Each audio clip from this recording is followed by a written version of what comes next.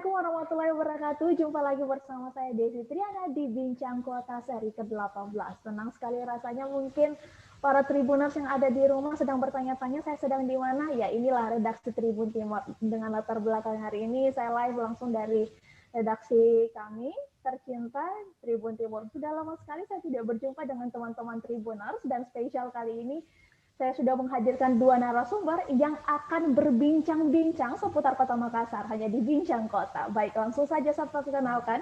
Ini dia dua narasumber saya yang bakal saya undang secara virtual.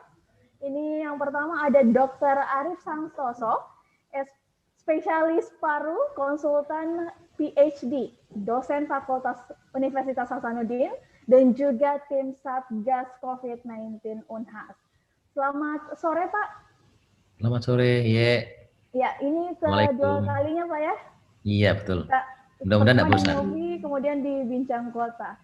Tidak dong, Pak. Ini kita harus update terus terkait informasi terkini juga virus corona. Dan narasumber saya juga yang sudah menunggu dari tadi, ini ada Bapak Andi Nazaruddin Zainal, SOS MM.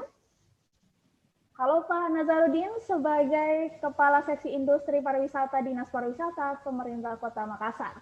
Halo, selamat sore. Ya, Pak Nazaruddin, walaupun sedang puasa, mudah-mudahan masih tetap semangat ya untuk memberikan informasi terkini terkait wisata yang ada di Kota Makassar. Harus semangat ya. Dan mungkin sebelum kita masuk pada pembahasan inti yang akan kita bahas pada sore hari ini, kita ingin kilas balik dulu nih. Seperti apa perjuangan-perjuangan yang telah dilakukan oleh bapak-bapak ini selama pandemi virus corona. Mungkin dari Pak Arif Santoso dulu. Sebelumnya saya ingat jelas sekali bagaimana kita membahas terkait isu-isu yang sedang berkembang di tengah masyarakat, dan kita sempat ngobrol juga Pak ya, di ngobrol virtual pada saat itu. Kalau untuk sejauh ini selama 9 bulan, sekitar 9 bulan kita sudah berjuang, Pak Arif Santoso sudah berjuang menangani pandemi virus corona. Melihat pandemi ini seperti apa? Ya kalau dari jumlah kasus ya yang saya tangani gitu ya, akhir-akhir ini malah meningkat. Semakin meningkat Pak ya? Meningkat ya. Ini ruang perawatan isolasi COVID yang saya bekerja ini penuh semua, ngantri pasien.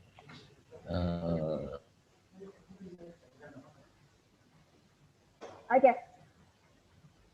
Seperti yang dikatakan oleh Pak Arif Santoso juga, ternyata informasi yang berkembang khususnya di Unhas semakin meningkat untuk adanya penyebaran virus corona ini. Kalau di pemerintah Kota Makassar, khususnya di tempat wisata yang ada di Kota Makassar, seperti apa Pak Nazaruddin? Baik, terima kasih. Saya rasa sama apa yang disampaikan Pak Dokter tadi, bahwa kita mengantisipasi tempat-tempat wisata yang bisa menimbulkan sebuah kerumunan yang bisa menghasilkan sebuah klaster. Yang jelas pada saat ini kami tadi baru-baru rapat dengan Pak Wali, rapat koordinasi, bahwa memang ada tren. Per tanggal 13 kemarin itu ada kurang lebih 113 orang terpapar. Jadi betul apa disampaikan dokter tadi, full, mungkin juga rumah sakit lain 7 kali 7 full. Paling tidak pemerintah sudah menghimbau tetap menyampaikan bahwa kepedulian masyarakat, aparat termasuk tim Satgas untuk tetap artinya konsisten melaksanakan, jangan lengah deh dalam hal persoalan pengawasan terkait protokol kesehatan. Ya. Kalau untuk di tempat wisata sendiri, seperti kita ketahui bersama, pada saat awal adanya pandemi virus corona ini, di Kota Makassar sendiri sudah diberlakukan PSBB, bahkan beberapa tempat-tempat destinasi wisata diharuskan untuk tutup. Memang sih ada perwali 36 yang mengatur ya, artinya kejadian coronavirus di Kota Makassar itu perwali 36 bulan Juni efektifnya, itu memang kita lakukan. Tapi memang ada beberapa kita tutup sebentar karena kita melihat kemungkinan bisa terjadi sebuah klaster seperti Pantai Losari sudah buka sedikit-sedikit. Kalaupun kemarin dibuka itu karena ada sudah 100 orangnya, tapi artinya terbuka terukur. Artinya pemantauan ketat, petugas tetap. Ya. Dari pantauan Tribun Timur sendiri juga hampir tiap hari teman-teman dari Polisi Pamong Praja selalu ada di Pantai Losari untuk terus mensosialisasikan protokol kesehatan, Pak. Ya. Iya betul. Kan sebelumnya ini Satgas kan ya bergesernya dari gugus dulu. Tugas kami kan itu kemarinnya itu ada beberapa SKPD, polisi, termasuk Satpol PP. Kita bergerak di Dinas Pariwisata dalam ini melakukan edukasi, banyak kami lakukan di hotel-hotel, rumah makan, terkait masalah protokol kesehatan. Nah, dalam perjalanannya, karena tadinya zona merah, bergerak ke zona oranye. Jadi pendekatannya lagi kita pakai Perwali 51 dengan 53. Demikian. Oke. Jadi memang sesuai dengan tema kita pada saat ini, seperti yang dijelaskan oleh kedua narasumber saya, seperti apa saat ini perkembangan pandemi virus corona khususnya yang terjadi di Kota Makassar ternyata semakin meningkat bahkan di akhir tahun. Kita ketahui bersama sendiri Pak Arief, Pak Nazarudin juga pada Desember 2020 ini banyak sekali warga Kota Makassar, pastinya bukan cuma warga Kota Makassar, hampir seluruh warga Indonesia menginginkan untuk liburan akhir tahun. Hanya karena adanya pandemi virus corona, mungkin ada beberapa di antara kita harus meng-cancel jadwal liburannya itu sendiri atau bahkan mengubah regulasi liburannya untuk memilih destinasi yang ada di Indonesia saja atau bahkan tetap berpergian ke luar negeri. Melihat situasi ini saya ingin tahu sendiri juga dari Dinas Pariwisata Kota Makassar seperti apa tingkat wisatawan nanti yang akan ada di akhir tahun 2020 ini khususnya di Kota Makassar.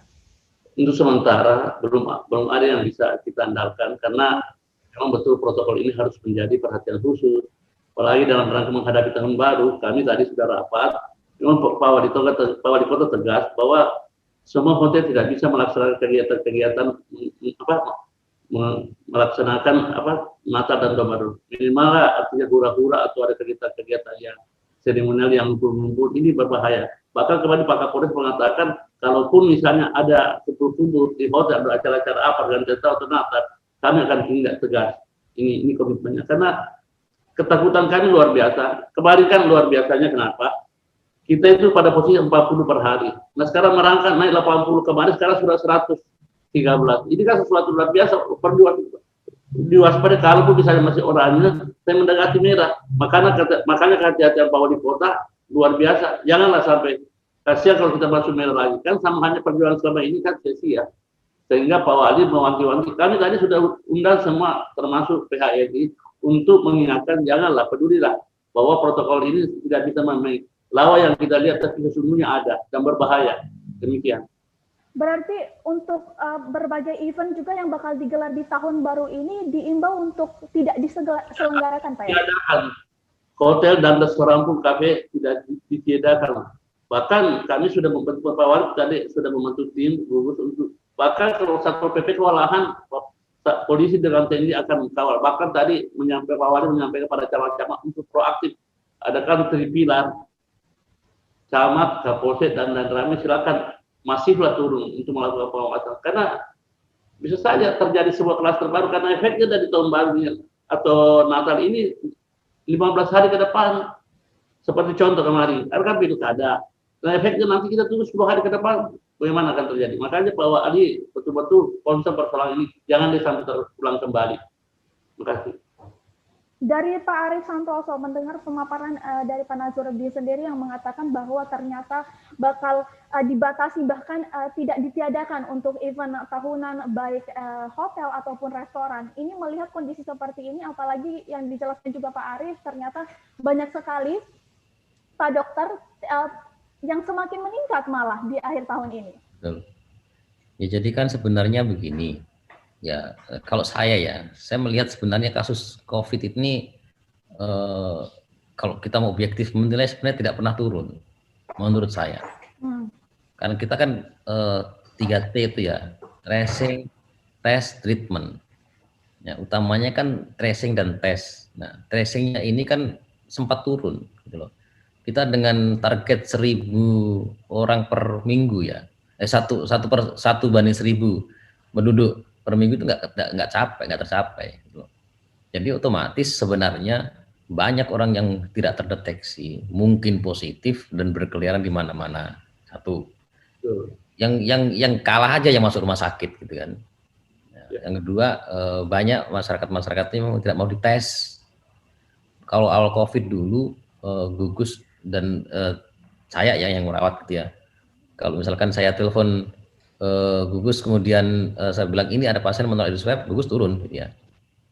Tapi akhir-akhir ini masyarakat memilih, banyak yang menolak dites apa semua, dan kita juga nggak mau berhadapan langsung dengan masyarakat. Kalau menolak ya udah pulang aja, nanti paling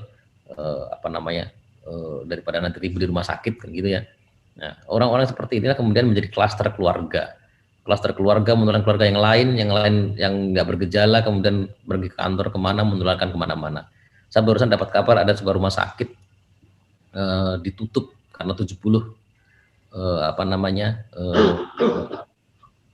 perawatnya itu positif, tapi bukan di Makassar ya, di luar Makassar. Jadi benar-benar ini memang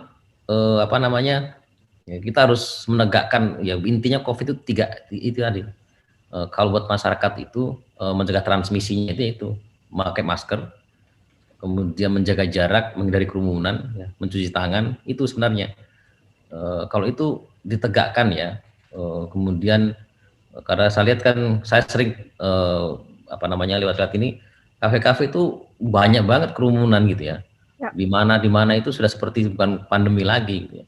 Ini kan sebenarnya saya kan kayak tadi rapat saya sampaikan, cobalah buat call center gitu ya, call center yang semua masyarakat bisa mengakses. Jadi kalau misalnya ada hal seperti itu, langsung kita bisa menelpon, Pak di lokasi ini begini ada ini. Nah, jadi itu juga akan membantu buat aparat gitu ya, untuk menuju lokasi itu akan sangat. Dan saya setuju, memang kita harus batasi ini karena memang kasusnya banyak ya, dan sekarang lebih berat. Gitu.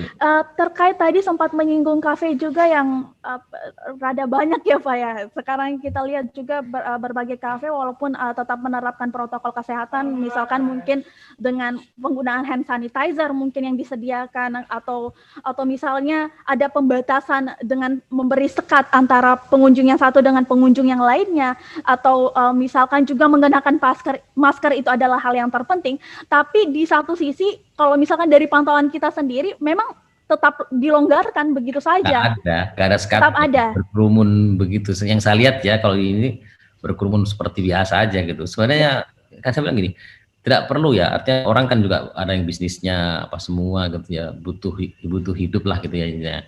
Ya itu tetap jalan, tapi dengan protokol kesehatan yang baik gitu ya. Ya, kalau Dokter Arief sendiri menilai seperti apa nih? Apakah memang sampai saat ini masyarakat harus betul-betul sadar dengan pengurangan jumlah atau untuk tidak berkerumun itu, atau seperti apa? Ya harusnya itu yang edukasi ya. Edukasi termasuk bagaimana membuat campaign apa semua, dan termasuk punishment itu bagian dari edukasi gitu ya. Bukan hukuman, itu bagian dari edukasi. Jadi kalau masyarakat itu tidak taat, ya memang ada hukumannya. Gitu ya. Hukuman itu bukan penjara ya. Ada punishment ya Pak ya, Dokter Arief.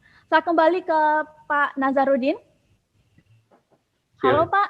Ya, masih standby di situ Pak ya. Pak, saya ingin bertanya, ini terkait punishment yang sempat diungkapkan oleh Dokter Arief, harus ada punishment yang diberlakukan.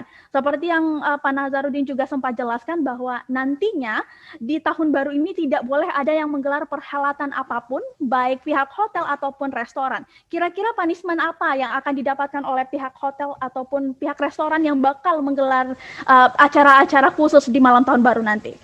Baik, ya.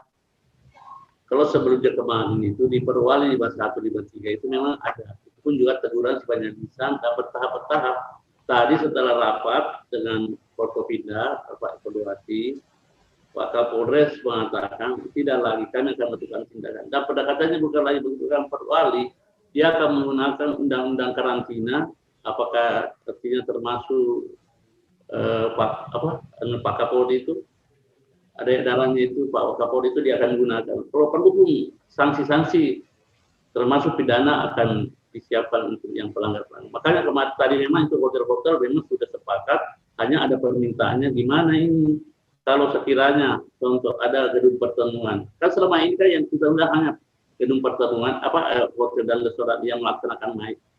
Nah sekarang dia komplain bagaimana rasa keadilan, kenapa ada pertemuan melaksanakan yang pernikahan, tapi dia menggunakan prasmanan. Nah ini menjadi catatan untuk Satpol PP yang selama ini merupakan eksekutor ya, Perwali 51 untuk lebih gencar lagi melaksanakan pengawasan.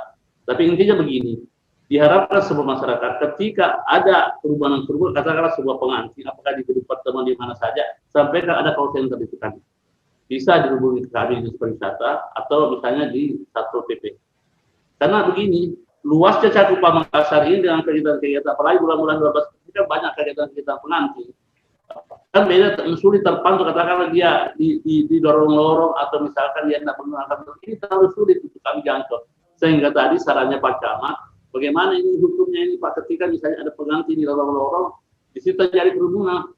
Pak Wali mengatakan, silakan lakukan saja. Artinya pantau terus foto, kirim ke kami, nanti kami yang tindaki. Dengan demikian. Ya, jadi mungkin ada tindakan yang lebih tegas lagi ya untuk berbagai event yang bakal digelar. Oke? Malah lanjut ke pidana. Ini ada teguran-teguran itu yang selama ini yang dipakai, ada perlu alihkan sanksi itu di teguran itu kemungkinan tidak. Bagi jumlah hotel yang melanggar akan diperlakukan denda 20 juta.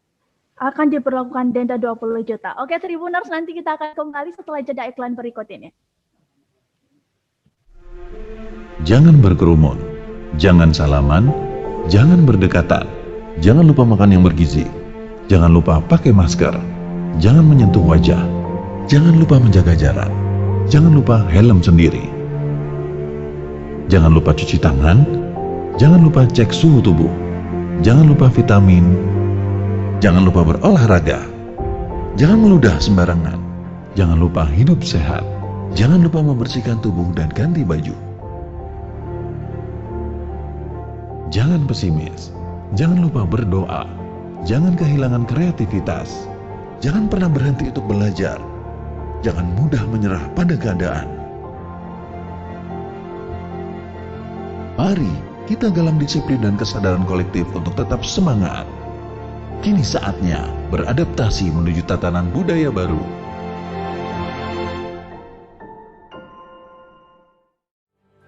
Kalau Anda berada pada satu ruangan dengan jarak yang dekat, maka Anda tidak boleh melepas masker atau menggunakan masker yang tidak sesuai dengan ketentuan. Banyak yang memakai masker digantungan begini.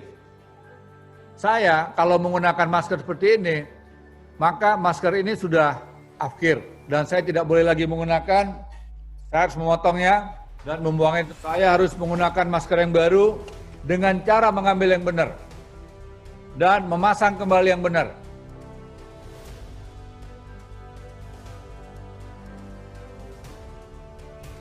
Ketika saya melepas masker, maka saya harus menggunakan yang benar. Beri contoh. Contoh suri teladan. Kita harus bisa menjadi contoh.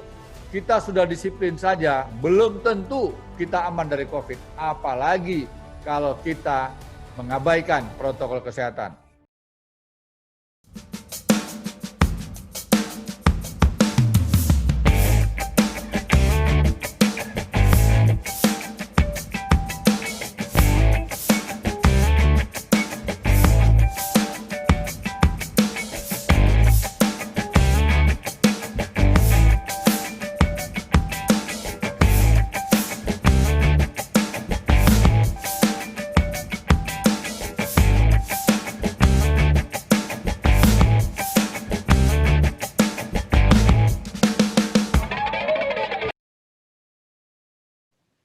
Ya, masih dengan saya Desi Triana di Bincang Kota dan bersama dua narasumber saya ada Dr. Arif Santoso dan juga Pak Nazarudin. Masih standby dua-duanya Pak ya? Masih Ya, Pak Nazarudin masih kuat ya sampai detik ini. Alhamdulillah Alhamdulillah masih kuat. Kebetulan Pak Nazarudin ini lagi sementara puasa Tribuners, jadi kita butuh waktu yang agak singkat untuk menjelaskan berbagai penanganan yang telah dilakukan oleh kedua pihak ini dari Satgas dan juga Dinas Pariwisata. Saya ke Pak Dr. Arif Santoso. Pak Dokter, tadi seperti yang dijelaskan oleh Pak Nazarudin bahwa sudah ada perlakuan tindak pidana bagi pelanggar-pelanggar yang akan melanggar aturan dari penanganan COVID-19 ini. Salah satunya adalah menggelar event pada saat perayaan Tahun Baru. Melihat kondisi ini, apakah efektifkah? Akan efektifkah jika tindak pidana atau denda bahkan sampai 20 juta nih Pak didenda? Efektifkah aturan ini jika diberlakukan? Harus efektif. Harus efektif ya. Artinya peraturannya sudah ada, tinggal di lapangan melaksanakannya ya. Kalau saya sih saya setuju dengan itu. Memang harus benar-benar itu bagian, sekali lagi itu bagian dari edukasi sebenarnya ya. Jadi dia sampai tracing itu semua itu sebenarnya edukasi yang penting.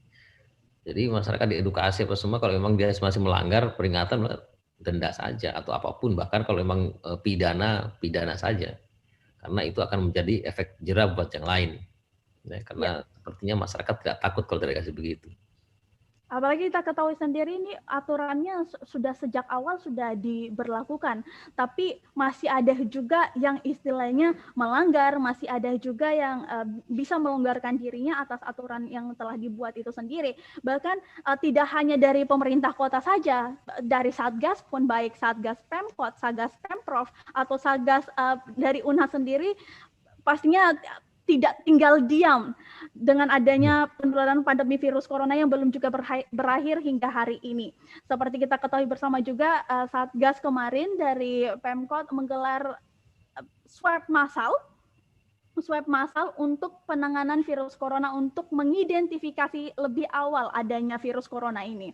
Kalau dari Satgas Unhas hingga saat ini seperti apa yang dilakukan? Ya, kalau kita sama ya, kita mendukung, mensupport segala macam kebijakan yang memang mendukung untuk terkendalinya COVID, pasti gitu ya. Kemudian kita di lapangan juga kita selalu berkoordinasi. Kemudian saya sendiri di rumah sakit ya, tetap kita memberikan pelayanan ya. Tentu saja harus seimbang. Jadi COVID ini sebenarnya tidak bisa diselesaikan dengan 1-2 profesi atau 1-2 instansi, enggak, harus semuanya ya. Dalam hal ini pimpinan wilayah, apakah gubernur, wali kota, memang harus benar-benar istilahnya, karena gini ya, yang punya kebijakan, yang punya wilayah, yang punya uang itu pemerintah ya. Rumah sakit ini dan mungkin semua ini kan pelaksana sebenarnya gitu ya, di posnya masing-masing gitu ya. Jadi kita tidak bisa bergerak kalau tidak ada kebijakan yang mengatur itu. Kan begitu. Contohnya dalam pelayanan pasien-pasien COVID, KMK itu kan berubah-berubah ya. Swab bagaimana, dulunya bagaimana, treatmentnya bagaimana, itu ada perubahan-perubahan dan kita ikut itu. Ya, kita mengikuti aturan itu, karena kalau tidak ya kita sendiri yang repot. Ya. Nah, tapi ya itu aturan yang dibuat itu seharusnya tetap harus berkonsultasi dengan ahlinya. Jadi supaya sisi keilmuannya ada gitu ya. Karena sebenarnya kalau kita tinjau ini COVID, banyak sekali yang kita masih PR kita ya. PR kita banyak sekali. Ditanya dari penyakit virusnya, ditanya dari karakter orangnya, ditanya dari lingkungannya, semua itu bisa kita eksplor dan kita akan menjadi bagus kalau gitu, berkolaborasi semua gitu ya. Termasuk perilaku virusnya, perilaku orangnya. Nah, aturan-aturan itulah yang contohnya ya, contoh misalkan. Saya selalu bilang begini, edukasi itu nomor 1 ya. Tapi ada juga role model. Role model itu model maksudnya apa? Jadi para pejabat, para pimpinan apa semua itu kan bahwa misalkan saya di swab tiap 2 minggu positif, saya positif. Nah, itu akan memberikan efek sakit. Tapi kalau misalkan pejabatnya swab misalkan ya, kemudian kalau ternyata positif dia sembuh, masyarakat itu pada akhirnya akan tahu gitu loh. Ya, jadi sebenarnya kembali lagi seperti yang dijelaskan oleh Dr. Arif Santoso ini, bahwa yang terpenting adalah ingat pesan Ibu, Pak ya. Lagi-lagi protokol kesehatan itu harus role model, Mbak. Pesan ibunya Padi itu kurang. Halo? Ya. Sebelum 3M tadi itu ada role model. Oh, oke. Sebelum 3M ternyata ada role model yang harus diikuti oleh masyarakat. Ya. Salah satunya tadi seperti dijelaskan itu ya, kalau pejabatnya melakukan swab selama 2 minggu dan akhirnya misalkan ya tidak diminta-minta, tapi misalkan, tapi memang ya Pak ya, dalam perjalanannya waktu ini Pak Dokter, ada beberapa pejabat kita khususnya di Kota Makassar juga yang terinfeksi virus corona.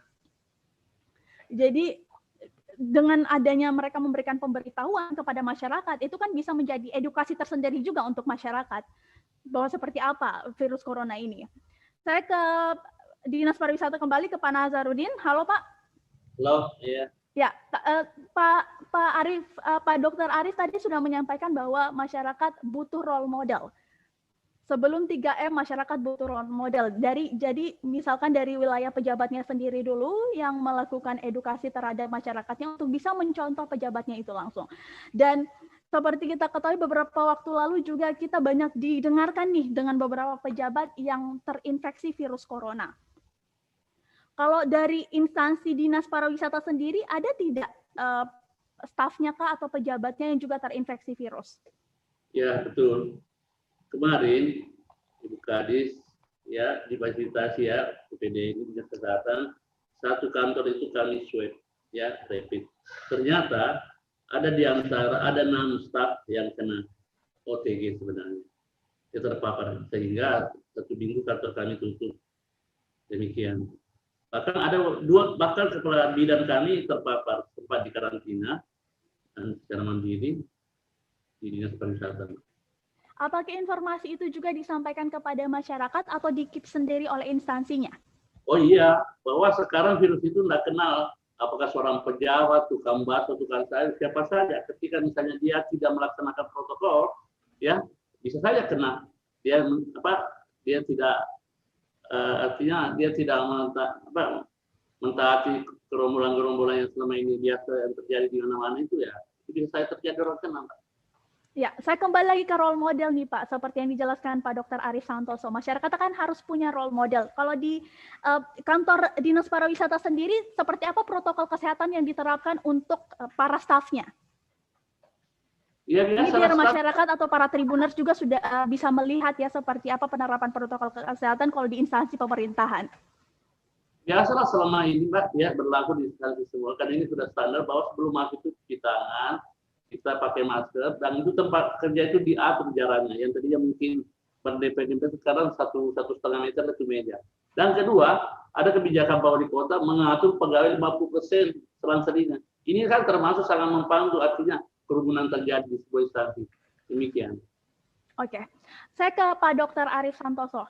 Saya lupa bertanya Pak, ini selama dari awal pandemi juga kita ketahui bahwa Unhas juga gencar melakukan penanganan COVID-19. Boleh tahu di Unhas sendiri atau di rumah sakit Unhas tempat Bapak dokter ini melayani pasien COVID-19, apakah ada teman-teman dari nakes yang terpapar virus corona? Ya, banyak, kalau itu banyak ya. Banyak yang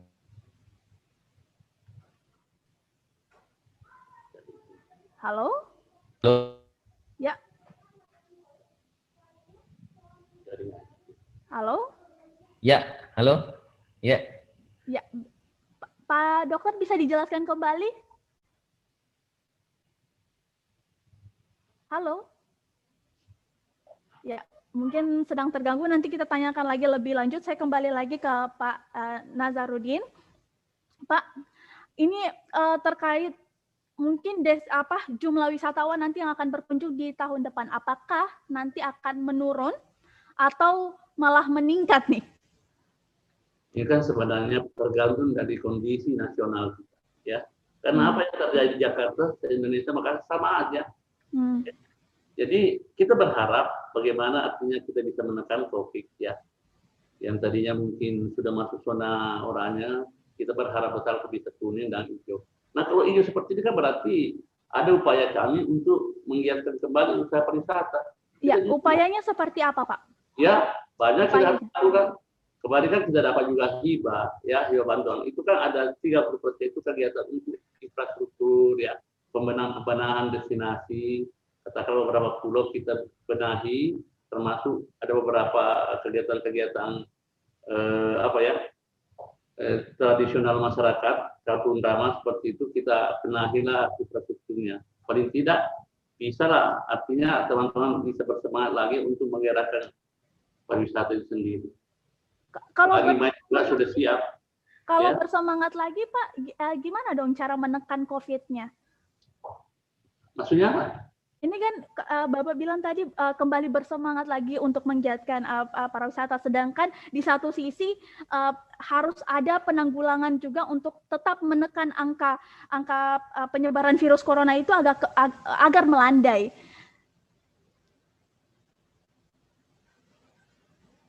Ya, halo? Kita masih terhubung dengan Pak Nazarudin, halo? Oke, saya kembali ke Pak Dr. Arif Santoso. Halo Pak Dokter. Oke, gimana? Oke, gimana? Saya kembali lagi ke pertanyaan berhubung ini Pak Nazarudin juga sepertinya jaringannya sedang terganggu. Saya ingin kembali bertanya bahwa bagaimana kondisi di Universitas Hasanuddin sendiri. Apakah banyak teman-teman nakes yang terpapar virus corona? Ya, artinya ada ya.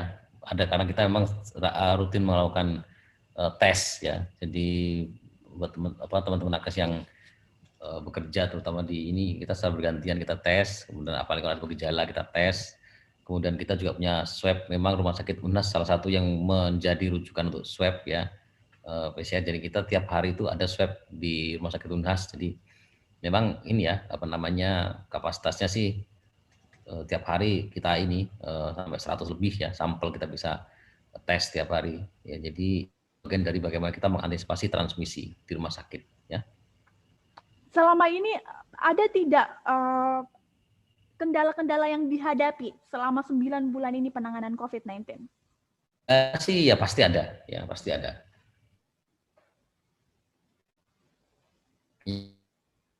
Ya, baik para Tribuners, sepertinya kedua narasumber saya ini sedang terganggu jaringannya, jadi kita akan kembali setelah jeda iklan berikut ini. Jangan berkerumun, jangan salaman, jangan berdekatan, jangan lupa makan yang bergizi, jangan lupa pakai masker, jangan menyentuh wajah, jangan lupa menjaga jarak, jangan lupa helm sendiri, jangan lupa cuci tangan, jangan lupa cek suhu tubuh, jangan lupa vitamin, jangan lupa berolahraga, jangan meludah sembarangan, jangan lupa hidup sehat, jangan lupa membersihkan tubuh dan ganti baju. Jangan pesimis, jangan lupa berdoa, jangan kehilangan kreativitas, jangan pernah berhenti untuk belajar, jangan mudah menyerah pada keadaan.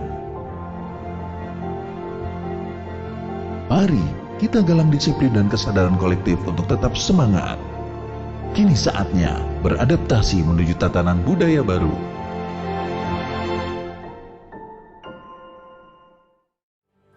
Kalau Anda berada pada satu ruangan dengan jarak yang dekat, maka Anda tidak boleh melepas masker atau menggunakan masker yang tidak sesuai dengan ketentuan. Banyak yang memakai masker digantungan begini. Saya kalau menggunakan masker seperti ini, maka masker ini sudah akhir dan saya tidak boleh lagi menggunakan. Saya harus memotongnya dan membuangnya. Saya harus menggunakan masker yang baru dengan cara mengambil yang benar dan memasang kembali yang benar.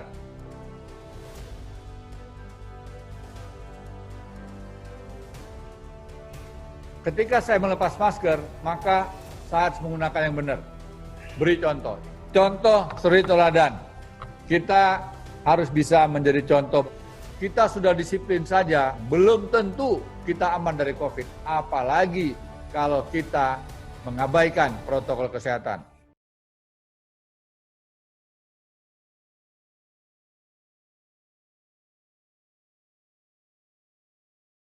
Di sini yang standby tinggal Pak Dr. Arif Santoso, mungkin berhubung Pak Nazarudin juga sedang ingin berbuka puasa, jadi saya langsung saja ke Pak Dr. Arif Santoso. Oh ya, ini Pak Nazarudin sudah bergabung. Mudah-mudahan jaringannya sudah mulai membaik karena ada satu informasi juga yang ingin kita tanyakan kepada Pak Nazarudin. Ya, Pak Dr. Arif Santoso. Halo Pak. Terdengar? Ya, terdengar Pak. Bagaimana jaringannya sudah mulai bagus? Ya, halo.